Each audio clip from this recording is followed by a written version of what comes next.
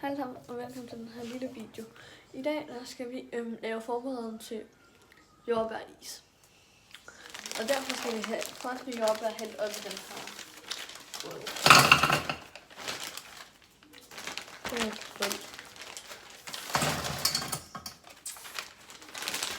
Nu ser det sådan her ud. Så skal vi have målt noget sukker af. Okay, så nu skal vi have vejet sukker af. Hvor meget var det nu? 225. 225. Så ja, det gør vi. Så skal sukkeret, alt det her sukker, så hældes op i jordbærene. Så nu det ser ud sådan her. Ja. Nu skal vi have 6 spiseske af dem her. Jeg vil allerede putte en i. Og så er det 2. Og 3, og så videre. Og så videre. Nu har vi lige fået tændt komfuret, og så skal vi have det her til at koge, tror jeg nok. Så ja. Nu har jeg fået lov til at dreje rundt i det. Så det skal jeg bare til at gøre.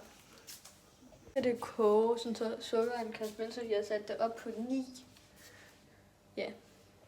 Det skal, hvis I vil prøve at lave det, så skal det koge 5-7 minutter.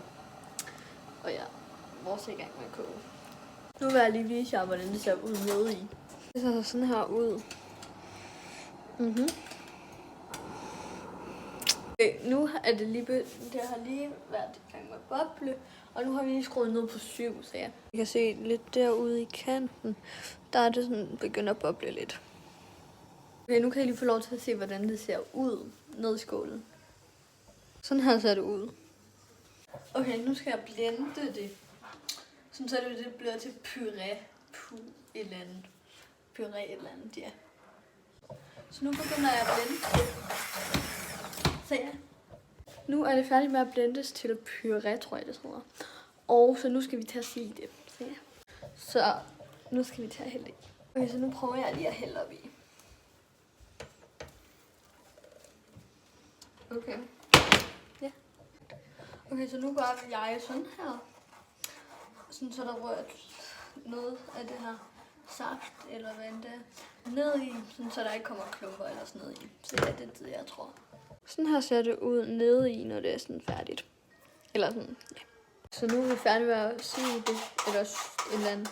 Så det ser sådan her ud. Nu er vi færdige med at gøre det klar til en rigtig jordbær. Og i morgen der kommer der også mere og mere, fordi så kan I være med. Hej!